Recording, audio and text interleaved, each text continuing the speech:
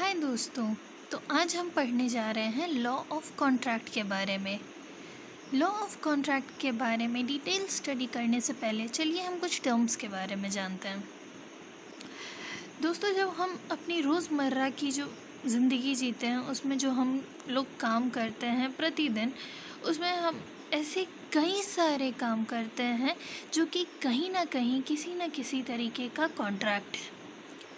अब कॉन्ट्रैक्ट कैसे हुआ, क्या होता है आखिर कॉन्ट्रैक्ट? तो वो सारे अग्रीमेंट जो कि लॉ द्वारा इन्फोर्सिएबल हो कहीं ना कहीं, चाहे वो ओरल हो या रिटन हो, वो कॉन्ट्रैक्ट बन जाता है। मतलब कोई भी काम ऐसा कोई भी अग्रीमेंट जिसको लॉ इन्फोर्स कर सके वो कॉन्ट्रैक्ट कहलाता है। अग्रीमेंट क्या होता है? अग्रीमेंट का अगर हम सिंपल वर्ड्स में मतलब समझें तो अग्रीमेंट होता है जब कोई दो या दो से ज़्यादा लोग किसी बातचीत पर एक दूसरे से सहमत होते हैं तो वो अग्रीमेंट कहलाता है। वहीं जहाँ हम कॉन्ट्रैक्ट की बात कर रहे हैं तो जब कोई लेन देन की बातचीत होती है, किसी सामान की या किसी चीज़ की लेन देन की बातचीत होती है, जहाँ पे जो दो लोग हैं या दो से अधिक लोग हैं उन दोनों को किसी न किसी प्रकार का फ़ायदा हो रहा है, तो वो जो बातचीत होती है वो कहलाता है agreement in terms of contract. ठीक है, तो ये तो हुआ हमारा अग्रीमेंट। अब वही अग्रीमेंट जबकि लॉ द्वारा इन्फोर्सिएबल हो जाए, मतलब अगर वो दो लोग एक दूसरे से कोई बात पे सहमत हुए किसी लेन देन के लिए और फिर बाद में जाकर के कोई उनमें से एक मुकर जाता है या फिर जिस टर्म्स एंड कंडीशंस पे वो दोनों अग्री किए थे वो टर्म्स एंड कंडीशंस फुलफ़िल नहीं होते हैं, तो उसमें अगर लॉ उसको इन्फोर्स करवा सकता है तो वो बन जाता है कॉन्ट्रैक्ट। वो सारे अग्रीमेंट्स जहाँ की लॉ अपना पावर दिखा सकता है इन्फोर्स करने का, वो सारे अग्रीमेंट्स कॉन्ट्रैक्ट बन जाते हैं। अब जैसा कि मैंने कहा कि हमारे रोज़मर्रा की लाइफ में हम कहीं ना कहीं कॉन्ट्रैक्ट या क्रॉस आते हैं, तो वो सब क्या चीज़ें होती हैं? हम जो दुकान से सब्जियां लाते हैं या फिर अपनी ज़रूरत के सामान लाते हैं, वो सब भी एक तरीके का कॉन्ट्रैक्ट है। वो सब कहलाता है ओरल कॉन्ट्रैक्ट। उसके लिए कोई रिटन फॉर्म ऑफ कॉन्ट्रैक्ट की ज़रूरत नहीं है। हम जो हमारी ग्रोसरी प्रोडक्ट्स लाते हैं, हम अपने कपड़े ड्राई क्लीनिंग के लिए देते हैं, या फिर हम अपना ऑनलाइन शॉपिंग करते हैं, ऑनलाइन हम कई सारी चीज़ें मंगवाते हैं, या फिर हमारा अगर कोई कपड़ा फट जाता है, बैग फट जाता है तो हम उसको सिलने देते हैं। तो ये जो चीज़ें होती हैं, ये जो छोटी मोटी चीज़ें होती हैं, ये होती है ओरल कॉन्ट्रैक्ट। वहीं जो बड़ी चीज़ें हो गई जैसे कि ऑनलाइन शॉपिंग करना, तो वहाँ पे जो होता है वो रिटन कॉन्ट्रैक्ट नहीं होता है, लेकिन जब हम ऑनलाइन शॉपिंग करते हैं तो हमारे पास वो ऑनलाइन डिटेल्स रहती है, ये प्रूफ रहता है कि हमने ऑनलाइन शॉपिंग की है, तो वो रिटन कॉन्ट्रैक्ट में आ जाएगा। लेकिन वही जो छोटी मोटी चीज़ें हो गई जैसे सब्ज़ी लाना, दूध लाना, दुकान से सामान लाना, कपड़े ड्राई क्लीनिंग के लिए देना, ये सब हो गया ओरल कॉन्ट्रैक्ट। और ऑनलाइन शॉपिंग करना, या फिर हमें अपनी गाड़ी बेचनी है, हमें अपना घर बेचना है, ऐसी जो थोड़ी सी बड़ी बड़ी चीज़ें होती हैं, ये सब के लिए ओरल कॉन्ट्रैक्ट केवल काफ़ी नहीं है, उसके लिए रिटन डॉक्यूमेंट्स ज़रूरी होते हैं, रिटन प्रूफ ज़रूरी होते हैं, तो ही वो चीज़ जो है कॉन्ट्रैक्ट कहला सकती हैं। सिर्फ ओरली बोलने से ये सारी चीज़ें जो हैं कॉन्ट्रैक्ट नहीं बनेंगी। ये तो हो गया ओरल कॉन्ट्रैक्ट और रिटन कॉन्ट्रैक्ट के बीच का डिफरेंस। अब जानिए कि अगर कोई ओरल कॉन्ट्रैक्ट हमने किया है तो उसमें अगर जो दो लोग हैं वो किसी तरीके के ओरल कॉन्ट्रैक्ट में आए, अब वो दो लोग जो हैं उनमें से कोई एक जो है अपना जिस टर्म्स एंड कंडीशंस पे उस वो दोनों अग्री किए थे उसको फुलफ़िल नहीं करता है, तो क्या प्रोविज़न है कि उसके ऊपर केस किया जा सकता है। आप सिर्फ कोर्ट में जा कर के बोलोगे कि ये जो है ये मेरे साथ धोखाधड़ी कर रहा है तो लॉ नहीं मानेगी। उसके लिए जो चीज़ें ज़रूरी होती है वो होती है गवाह।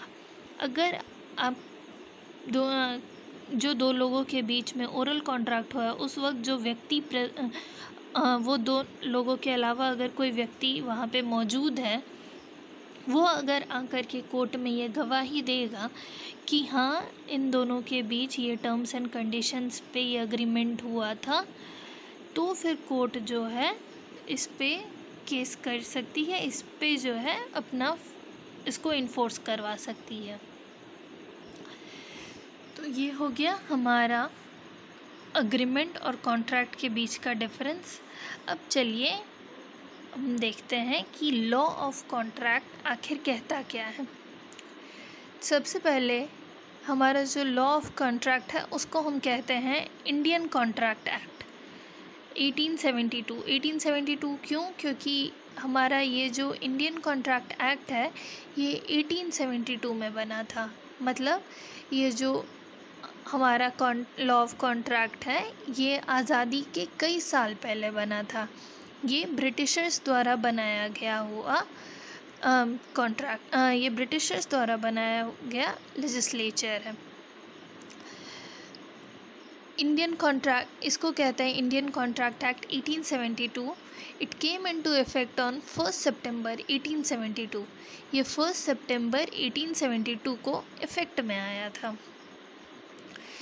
नेक्स्ट है essentials of a valid contract. मतलब इसमें वही है, डिफरेंस जानना है हमें अग्रीमेंट और कॉन्ट्रैक्ट के बीच का। तो देखिए सारे के सारे कॉन्ट्रैक्ट, और डायग्राम पे ध्यान दीजिएगा, सारे के सारे कॉन्ट्रैक्ट जो हैं कहीं ना कहीं अग्रीमेंट है, लेकिन सारे अग्रीमेंट्स जो हैं कॉन्ट्रैक्ट नहीं है। ये मैंने आपको अभी बताया कि सारे अग्रीमेंट जो है वो कॉन्ट्रैक्ट नहीं कहलाएंगे। कॉन्ट्रैक्ट केवल वही एग्रीमेंट कहलाएंगे जो कि कहीं ना कहीं लॉ द्वारा इन्फोर्सिएबल हो। वो सारे एग्रीमेंट्स जो कि लॉ द्वारा इन्फोर्सिएबल हो, केवल वही एग्रीमेंट्स जो हैं कॉन्ट्रैक्ट कहलाएंगे, बाकी एग्रीमेंट्स कॉन्ट्रैक्ट नहीं कहलाएंगे। तो ये हो गया हमारा एग्रीमेंट और कॉन्ट्रैक्ट के बीच का difference. All contracts are agreement but all agreements are not contract. According to Section 2H of Indian Contract Act 1872, only those agreements can be called as contract which are enforceable by law. हमारा जो section 2H है Indian contract act का, वो define करता है कि कौन से कॉन्ट्रैक्ट जो हैं, कौन से अग्रीमेंट हमारा section 2H of Indian contract act जो है वो डिफ़ाइन करता है कि कौन से एग्रीमेंट्स जो हैं कॉन्ट्रैक्ट कहलाएंगे। ये उसी के बारे में बता रहा है कि according to section 2H of Indian contract act 1872 only those agreement can be called as contract which are enforceable law.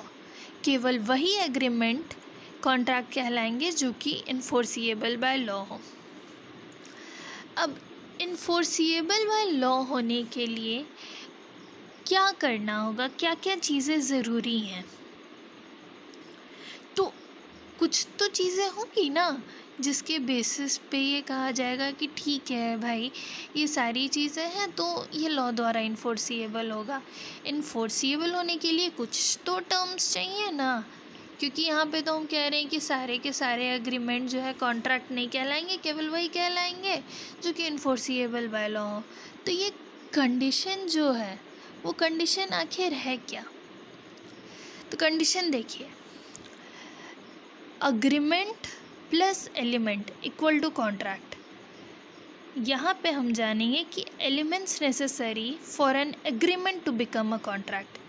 हमें ये 10 एलिमेंट चाहिए तभी जो है हमारा अग्रीमेंट कॉन्ट्रैक्ट बनेगा। तो ये 10 एलिमेंट क्या है? TOI FPC MVLL। अरे बाबा रे, ये कौन सी चाइनीज़ वर्ड है? पता नहीं चला ना, कोई बात नहीं। ये तो हमें पता है कि ये 10 एलिमेंट है। अब इन 10 एलिमेंट को याद कैसे करें? तो इन 10 एलिमेंट को हम याद ऐसे करेंगे। Times of India wrote in a Facebook post that their chief minister is very late Latif. Chief minister होकर के लेट लतीफ़, चलिए कोई बात नहीं, हमें उनसे क्या करना है। हमें तो खैर सीएम साहब का शुक्रिया करना चाहिए क्योंकि उन्होंने हमको याद करने में मदद कर दी। तो टाइम्स ऑफ इंडिया का ये जो TOI है ये हमें मिल गया। अब wrote in a Facebook post, Facebook post का FP जो है हमें मिल गया। नेक्स्ट है हमारा that there chief minister, chief minister का CM हमको मिल गया। इज़ वेरी लेट लतीफ़, तो वेरी लेट लतीफ़ का VLL हमको मिल गया। तो ये हुए हमारे 10 एलिमेंट, यूँ हमको तुरंत याद हो जाएंगे। तो ये तो हमारे 10 एलिमेंट हो गए। अब ये 10 एलिमेंट आखिर है क्या क्या? तो इतनी जल्दी क्या है, 10 एलिमेंट के बारे में पढ़ेंगे हम नेक्स्ट वीडियो में।